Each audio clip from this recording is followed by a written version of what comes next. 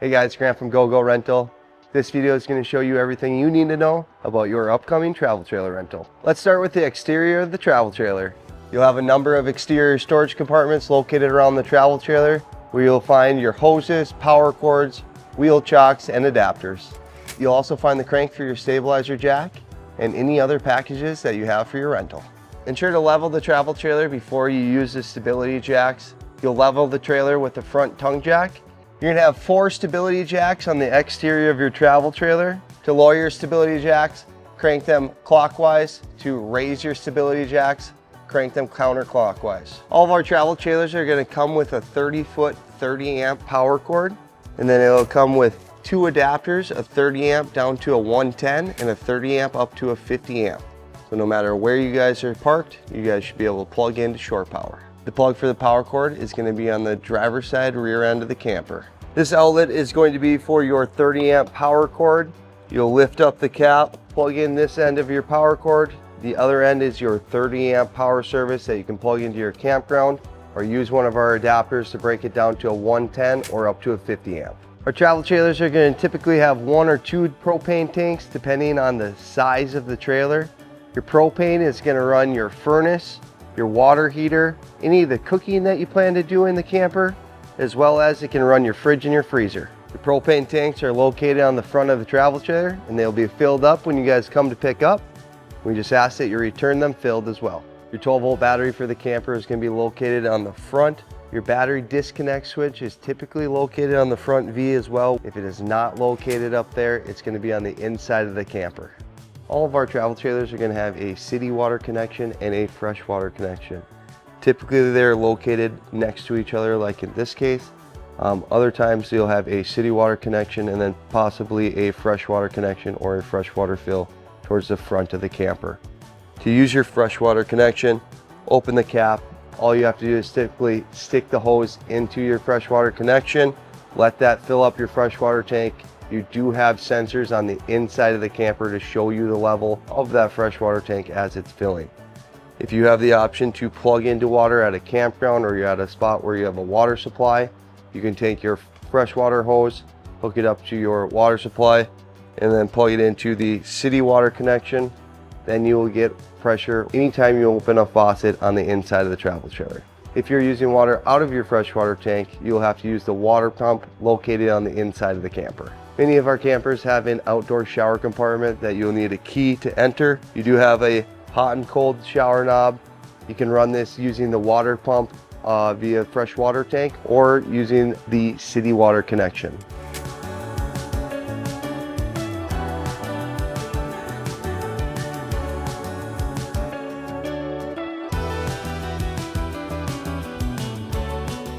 On the passenger side of the travel trailer is where you're going to find your main entry to the camper, as well as you will find your electric awning. Also, some of our campers do have a outside kitchenette or an outside cook station. If it does have an outside cook station, more than likely it's going to have a mini fridge in there and possibly some sort of cooktop. First thing you're going to want to do when getting in the inside of your camper is turn on your main battery disconnect. Now that your master power switch is turned on, you're going to see your control panel light up. Typically this is what our control panels are going to look like in all of the travel trailers, or they'll be looking something similar to this. You'll have access to your awning light, your exterior lights, your main interior lights as well will typically be on the control panel. And then it's going to be followed up by your water heater switch and your water pump switch. You'll also see that you have your tank levels listed here as well as your battery level.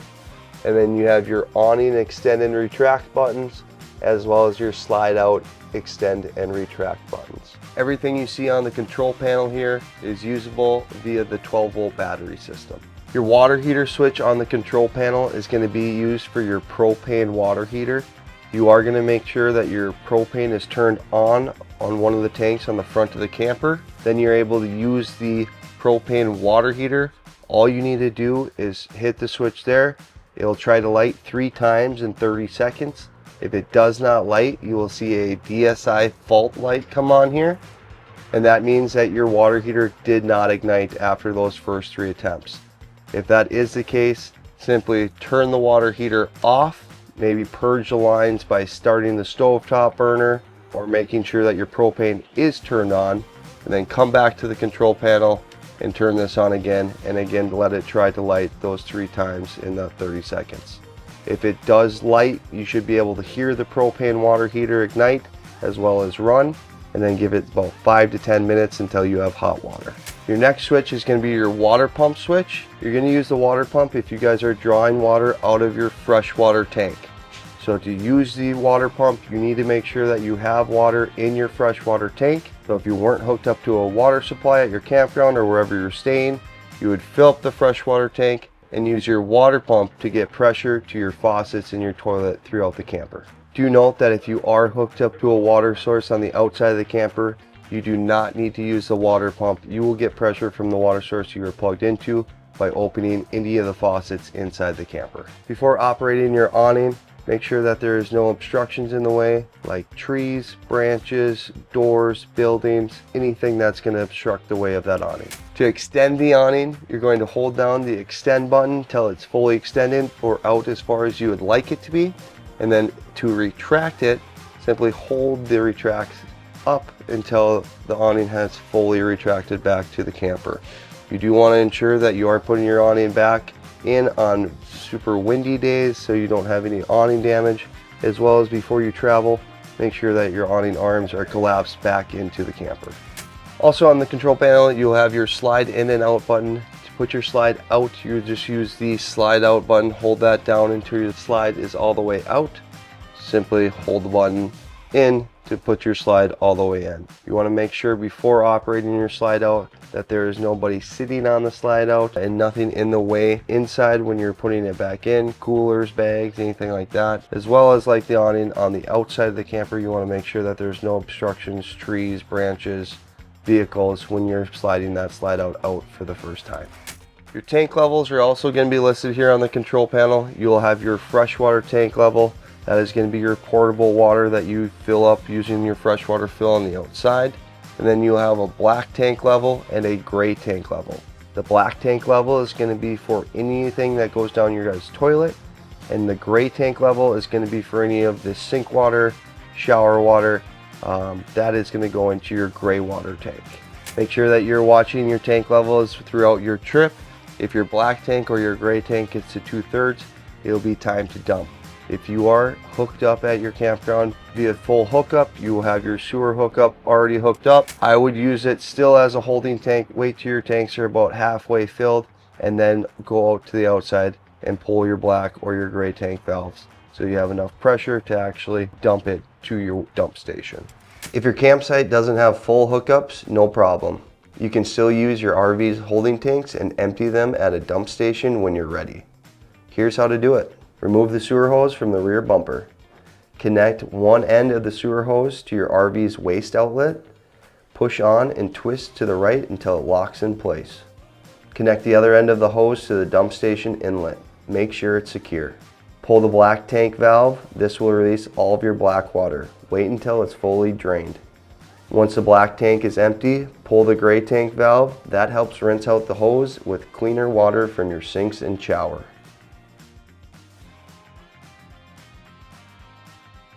When everything is drained, push both the valves back in. Then carefully remove the hose and put the cap back on. Rinse the hose if needed, coil it back up and store it in the rear bumper.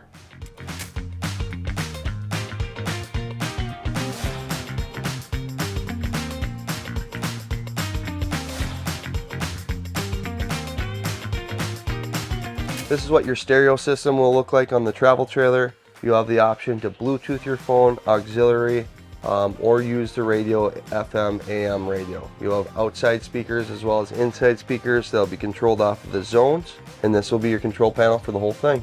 All of our campers are going to have a microwave in the unit. Your microwave does run off of shore power, so you need to be plugged in via power cord on the outside of the camper, either to a 30 amp power source or a running generator. To operate your stovetop or your oven in the camper, simply flip up your glass cooktop, and then you need to make sure that your propane is turned on the front of the camper. turn on your light here, and then simply turn it to whatever burner top you want to use, and use the igniter until your stovetop has lit. Same thing goes for the oven. You're going to use your oven knob, turn it to the flame, hold down that pilot for about 10 to 15 seconds to let the propane funnel in there, and then you're going to simply use your igniter on the far left again. Turn that a couple times until your pilot light has lit on the bottom of the oven. Once that pilot light has lit, then you can turn it to whatever temperature you want your oven to get to. Do remember to turn these off when you're done cooking, as well as always make sure that you're not cooking on top of the glass cover. All of our travel trailers will come equipped with a fridge freezer. They're either going to be a 12-volt fridge freezer like we have here, which will run all off of battery. Do note that if you do have a 12-volt fridge freezer, it is going to be a bigger of a battery suck. So it will drain that 12-volt battery very fast if you guys aren't plugged into shore power.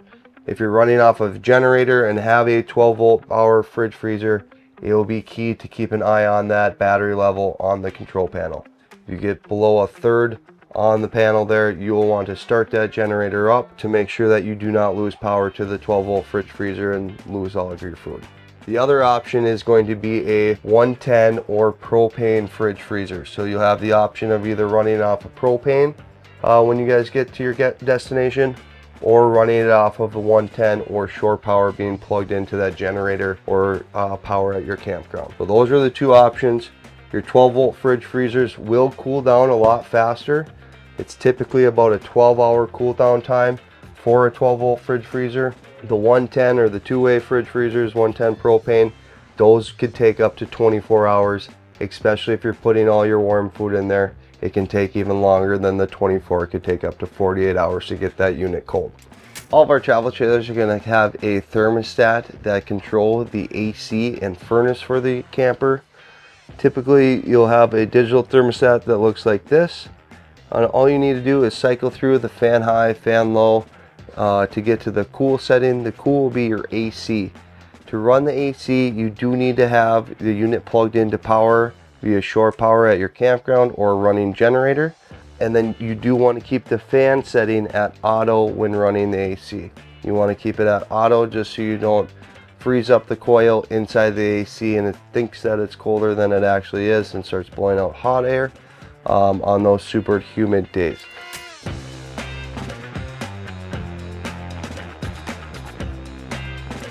To run the furnace, you need to make sure that the propane is turned on the front of the camper, and the fan of the furnace will actually run off the 12-volt battery. So you don't need to be plugged into power. You don't need to be plugged into a running generator to run your furnace. You need to make sure that you have adequate propane amount and that the propane is turned on. Come to your thermostat, cycle through to the heat, and select the temperature you would like to be at. Our travel trailers will offer a variety of sleeping options, all starting with a queen size bed. If you have a dinette or a couch, those will also turn into sleepers. To convert the dinette into a bed, start by removing the tabletop and setting the post aside. Then slide the tabletop into the grooves between the benches to create the bed platform. Finally, arrange the back cushions over the table to complete the bed. To turn the couch into a bed, just lift up on the bottom while pulling out. Then it will lay flat. When you're ready to put it away, lift it up and slide it back in. Some of our trailers will also have full-size or twin-size bunks. In the rear of the camper is where you're going to find your bathroom. All of our bathrooms are going to come equipped with a wet toilet, a shower with a hot and cold knob, as well as a bathroom sink. We will have toilet paper and chemical in here stocked for you guys. Please use our toilet paper as it's the RV safe toilet paper, so we don't have a problem dumping or clogging of the toilets. But you'll have a foot pedal flusher for your toilet, normal hot and cold water on your shower, as well as your sink.